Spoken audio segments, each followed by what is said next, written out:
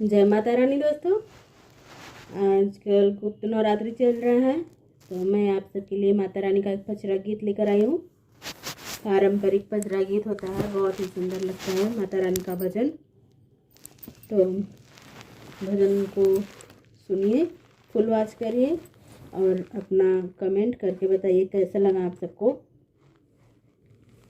गलियाँ की गलियाँ घूमेली शीतला मैया, हो कि केकरे घरवाना, दियना जल सारी रतिया, हो कि केकरे घरवाना।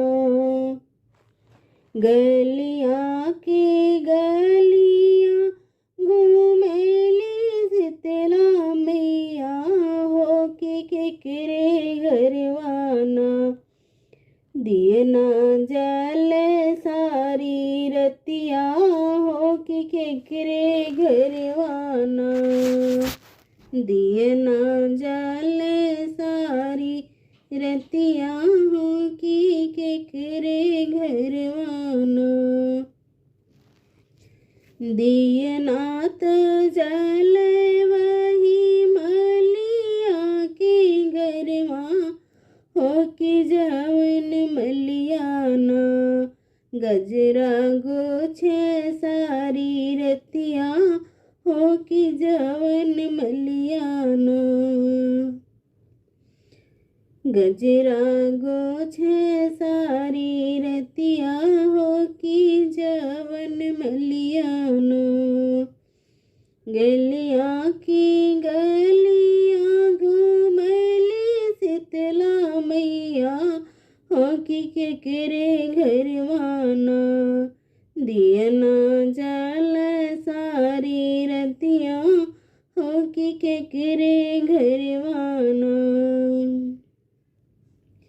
दियना त जल वही कोहरा के घरवा, हो कि जवन कोहराना, कलसा गढ़ सारी रतिया, हो कि जवन कोहराना, कलसा गढ़ सारी रतिया, हो कि जवन कोहराना। गलियाँ की गलियाँ घूमेली शीतला मैया, हो कि केकरे घरवाना, दियना जल सारी रतिया, हो कि केकरे घरवाना। दियना तो जल वही महरा के घरवा, हो कि जवन महराना, घड़ला भरे सारी रतिया, हो कि जवन महराना, घड़ला भरे सारी रतिया, हो कि जवन महराना। गलियाँ की गलियाँ घूमेली शीतला मैया, हो कि केकरे घरवाना, दियना जल सारी रतिया, हो कि केकरे घरवाना। दियना तो जल वही पंडित के घरवा, हो कि जवन पंडित ना, पोथिया बाचे सारी रतिया, हो कि जवन पंडित ना, पोथिया बाचे सारी रतिया, हो कि जवन पंडित ना। गलियाँ की गलियाँ घूमेली शीतला मैया, हो कि केकरे घरवाना, दियना जल सारी रतिया, हो कि केकरे घरवाना।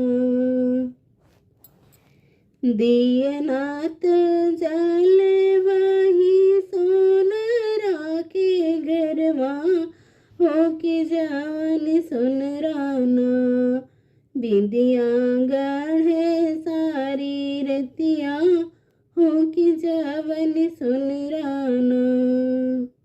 बिंदिया गढ़े सारी रतिया हो कि जवन सुनराना। गलिया के गलिया घूमले शीतला मैया हो कि केकरे घरवाना। दिए ना जाले सारी रतिया हो कि केकरे घरवाना। दिए ना तो जले वही बनिया के घरमा हो कि जवन बनियाना।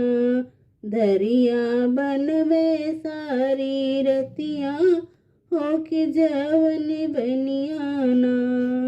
धरिया बनवे सारी रतिया हो कि जवन बनियाना। गलिया के गलिया घूमले शीतला मैया हो कि केकरे घरवाना। दिए ना जले सारी रतिया हो कि केकरे घरवाना। दिए ना जले सारी रतिया हो कि केकरे घरवाना। देना तो जल वही सेवका के घरवा हो कि जवन सेवकाना। बिनती करे सारी रतिया हो कि जवन सेवकाना। बिनती करे सारी रतिया हो कि जवन सेवकाना। गलिया के गलिया घूमले शीतला मैया हो कि केकरे घरवाना। दिए ना जले सारी रतिया हो कि केकरे घरवाना। दिए ना जले सारी रतिया हो कि केकरे घरवाना। राधे राधे दोस्तों, कैसा लगा भजन ज़रूर बताइएगा कमेंट बॉक्स में।